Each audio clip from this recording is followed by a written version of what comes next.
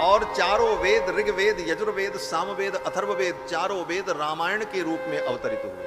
ये रामायण श्रीमद् वाल्मीकि रामायण।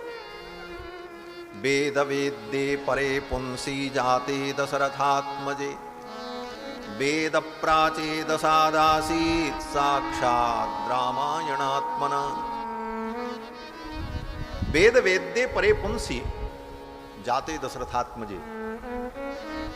वेद के द्वारा वेद्य परमात्मा जो परम पुरुष हैं, जाते दशरथात्मजे, जब वो दशरथ नंदन बन गए तो वेद प्राचेदसादासीत्, वेद प्रचेता के पुत्र प्राचेतस महर्षि वाल्मीकि के द्वारा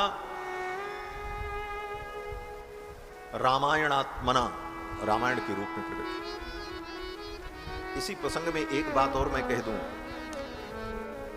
कि बहुत से लोग वाल्मीकि जी के विषय में कहते हैं कि वाल्मीकि जी चोर थे, डाकू थे,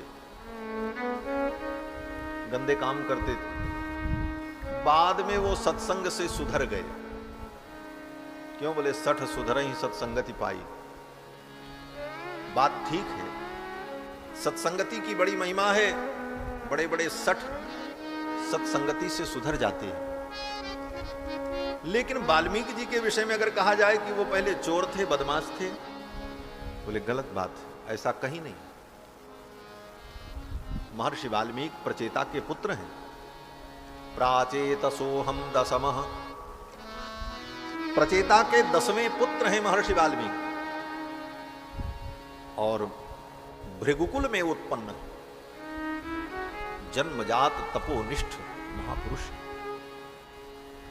ये तो एक बहुत बड़ा षड्यंत्र विदेशियों के द्वारा चलाया गया कि भारत के लोग अपने आचार्य ऋषि मुनियों के प्रति समर्पित और श्रद्धावान हैं, और उसका परिणाम कि उनके बताए हुए मार्ग पर चलकर वो अपने धर्म में दृढ़ रहते। तो उनकी जो उनके आचार्यों के प्रति श्रद्धा है, उस श्रद्धा को विकृत कर दिया। इसीलिए हमारे श्रद्धास्पद जो महापुरुष हैं, उनके चरित्र में ऐसी बातें लोगों ने, विदेशियों ने जोड़ी, और ये षड्यंत्र था, फैलाया गया। और केवल वाल्मीकि के विषय में नहीं, वेदव्यास जी के विषय में। वेदव्यास जी तो अपने पिता के अनैतिक संतान हैं, यहां तक लोगों ने लिख डाला। पराशर महर्षि ने ऐसा कुछ किया जो अनैतिक था, तब वेदव्यास जी उत्पन्न हुए। ये सब बातें प्रचारित की गई। उसके मूल को न समझकर लोगों को भ्रमित करने के लिए ऐसा प्रचार किया गया। क्यों? बोले ऐसी बात हो जाएगी तो लोग सोचेंगे भाई वेदव्यास जी की बात हम क्या माने, जो स्वयं नाजायज है। तो फिर वेदव्यास की वाणी से लोगों का विश्वास उठ जाएगा, तो अपने आप लोग धर्मच्युत हो जाए। उसी प्रकार महर्षि वाल्मीकि के विषय में भ्रम फैलाया गया कि वो चोर थे, डाकू थे। महर्षि वाल्मीकि स्वयं राम जी से जो कहते हैं, उन पंक्तियों पर अगर आप विचार करें तो कहीं भी वाल्मीकि जी चोर और डाकू सिद्ध नहीं होते। श्रीमद् वाल्मीकि रामायण में ही उत्तरकांड में उस समय का प्रसंग है जब भगवान श्री राम का अश्वमेध यज्ञ नैमिषारण्य में चल रहा था। नैमिषारण्य में भगवान श्री राम ने अश्वमेध यज्ञ किया। उस समय श्री जानकी जी महर्षि वाल्मीकि के आश्रम में थी। लौकुश प्रकट हो चुके थे और दोनों बालक पढ़ लिख कर योग्य हो चुके थे।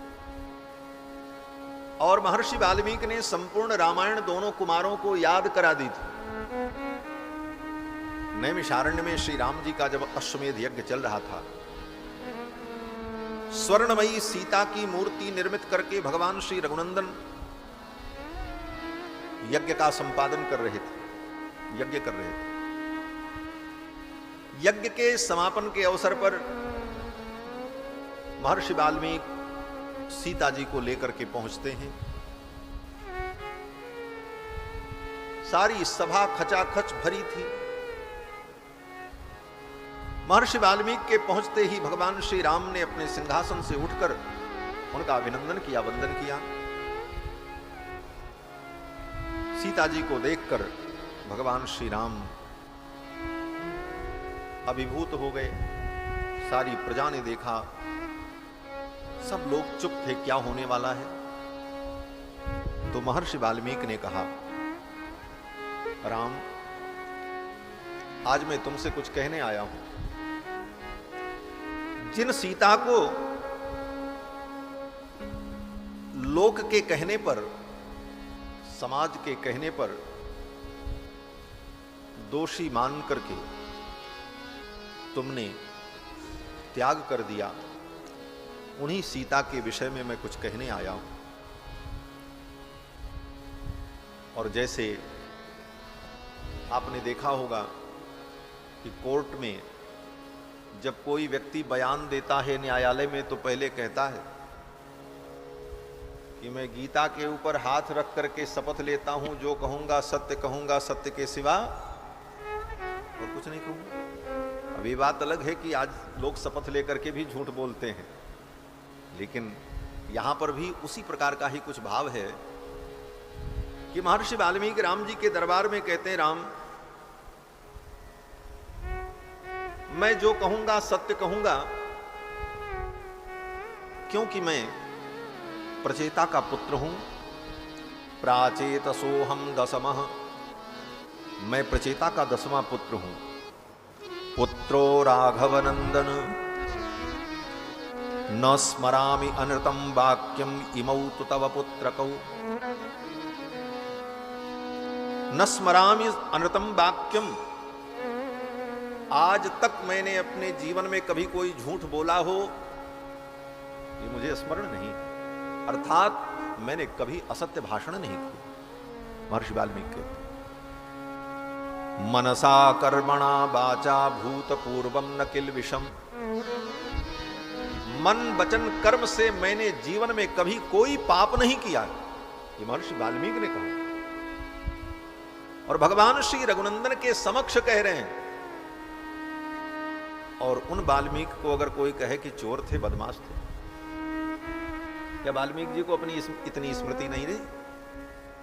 हम अपने बचपन की छोटी छोटी घटनाओं को याद रखते हैं। अगर महर्षि वाल्मीकि चोर और बदमाश होते, लुटेरे होते, तो राम जी के सामने ऐसा नहीं कहते कि मुझे याद नहीं है कि आज तक मैंने कभी कोई पाप किया।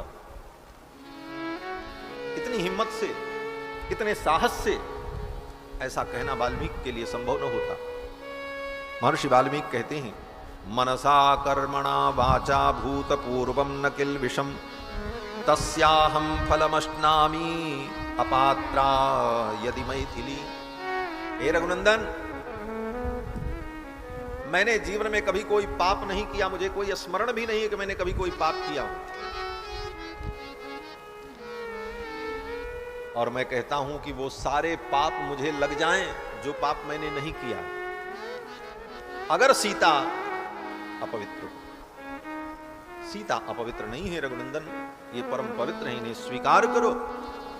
और महर्षि वाल्मीकि ने जब इस प्रकार कहा तो संपूर्ण प्रजा ने और सभी लोगों ने वाल्मीकि जी के इस वचन पर विश्वास किया और सब लोग नतमस्तक हो गए।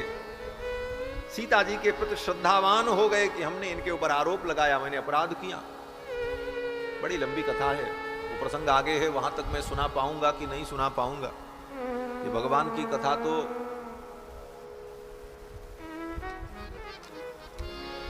ऐसी है कि ये बढ़ती ही जाती है, इसका अंत ही नहीं होता। ये तो संक्षेप में भी हो जाती है और विस्तार करो तो इसका कोई अंत नहीं है, अनंत है। हरि अनंत हरि कथा अनंत है। उसके बाद का प्रसंग आता है कि फिर तो सीता जी ने भगवान के समक्ष प्रतिज्ञा की कि हे रघुनंदन, मन वचन कर्म से अगर मैंने आपको छोड़कर किसी अन्य का चिंतन किया हो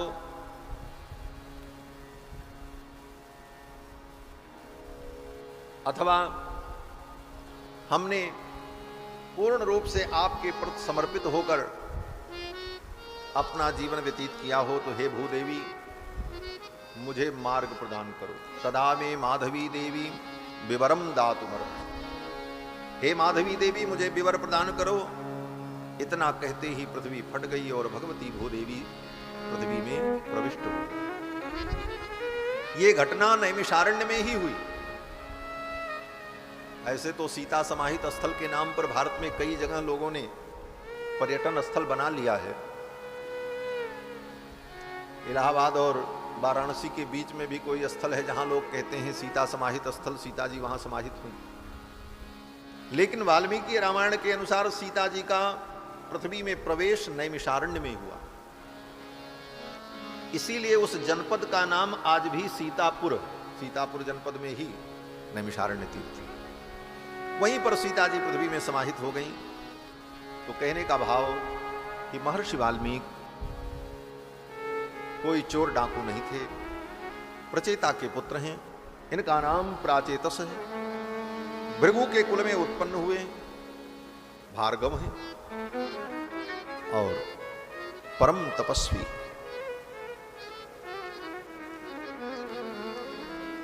इसके विषय में अनेक निबंध, अनेक व्याख्यान विद्वानों ने दिए हैं, लिखे हैं। तो महर्षि वाल्मीकि आदि कवि जो रामायण के रचनाकार हैं, महर्षि वाल्मीकि अयोध्या के सन्निकट ही आश्रम बना करके रहते थे। देखो, महात्माओं का जीवन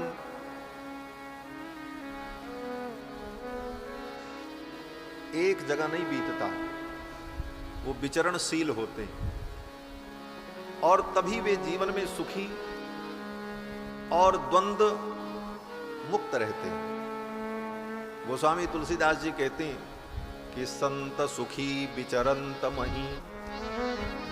संत वही सुखी रहता है जो विचरणशील होता है। संत और पानी ये रुक जाए ना तो दोष आ जाता है। पानी भी एक जगह रुक जाए तो गंदा हो जाएगा, बदबू आने लगेगी। और पानी बहता रहे तो उसकी निर्मलता बनी रहती। उसी तरह संत अगर एक जगह रुक जाएं तो वहां की वस्तु से, वहां के व्यक्तियों से, किसी से राग, किसी से द्वेष, किसी के प्रति अपनापन, किसी के प्रति परायापन, ये सब उत्पन्न होने लगेगा और फिर वही सांसारिक बातें उसके जीवन में आती। इसलिए कहते हैं संत सुखी विचरंत मही। संत वही सुखी हैं जो विचरणशील हैं। महात्मा लोग विचरणशील रहते हैं और ऋषि लोग तो विशेष करके। इसीलिए संत का एक नाम है यति। यति कहते हैं ना, यति माने सन्यासी। यति का मतलब होता है यतति इति यति। यतति माने गच्छति, जो हमेशा चलता ही रहता, कहीं रुकता ही नहीं। 2-4 दिन रुके फिर चल पड़े, फिर रुके फिर चल पड़े। तो ये महर्षि लोग कभी कहीं रहते, कभी कहीं रहते। इसीलिए महर्षियों के अनेक आश्रम पूरे भारत में पाए जाते हैं। लोग कहते हैं महाराज हमने सुना है वाल्मीकि जी का आश्रम गंगा के तट पर बिठूर में है। पंजाब में जाओ तो वहां भी 2-3 जगह महर्षि वाल्मीकि के नाम पर ऐतिहासिक स्थल है।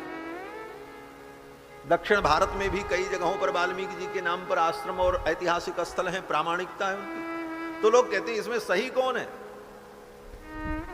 सब सही है, कोई गलत नहीं।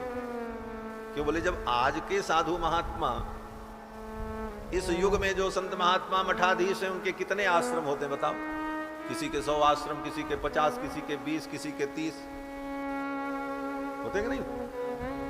एक महात्माओं के महाराज हरिद्वार में भी आश्रम है, मध्य प्रदेश में भी है, राजस्थान में भी है। कहां आश्रम जहां भक्तों ने बना दिया वहीं आश्रम उनके नाम पर बन गए। कभी कभी वो जाते हैं वहां पर, हमेशा कहीं नहीं रहते, कभी कहीं, लेकिन वो आश्रम उन्हीं के नाम से जाना जाता है। 2 दिन भी अगर वहां वो रह गए तो उनके नाम से वो आश्रम प्रसिद्ध हो जाता है। जब आज कलयुग में महात्माओं की ये स्थिति है, तो वे ऋषि मुनि लोग तो इतने विचरणशील थे, कितने जगहों पर उन्होंने निवास किया होगा।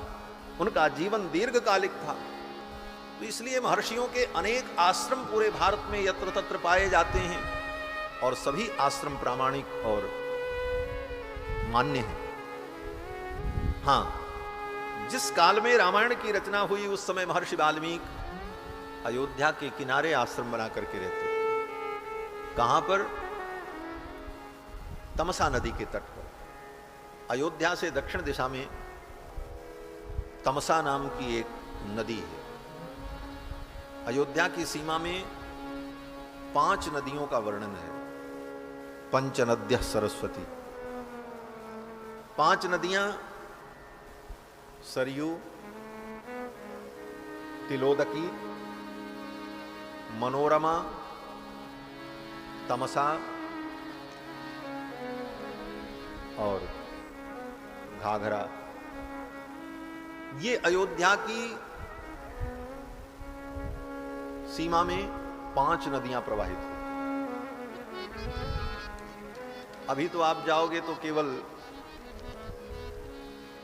सरयू का ही दर्शन होता। तमसा जी जब दक्षिण की ओर आप जाओ, अयोध्या से चलकर आगे सुल्तानपुर जनपद की ओर बढ़ो तो रास्ते में तमसा नदी मिलती।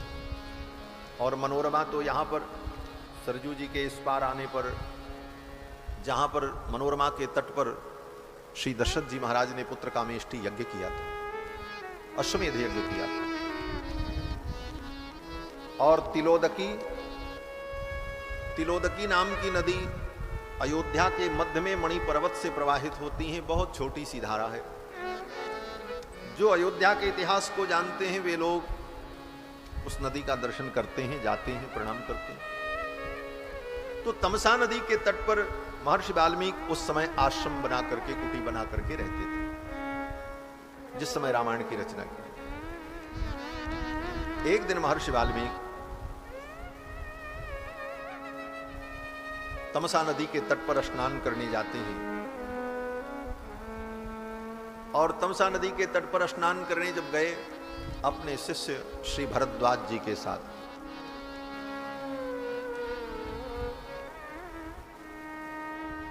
उसी समय उनके साथ एक अद्भुत घटना होती है। बधिक क्रौंच का वध करता है।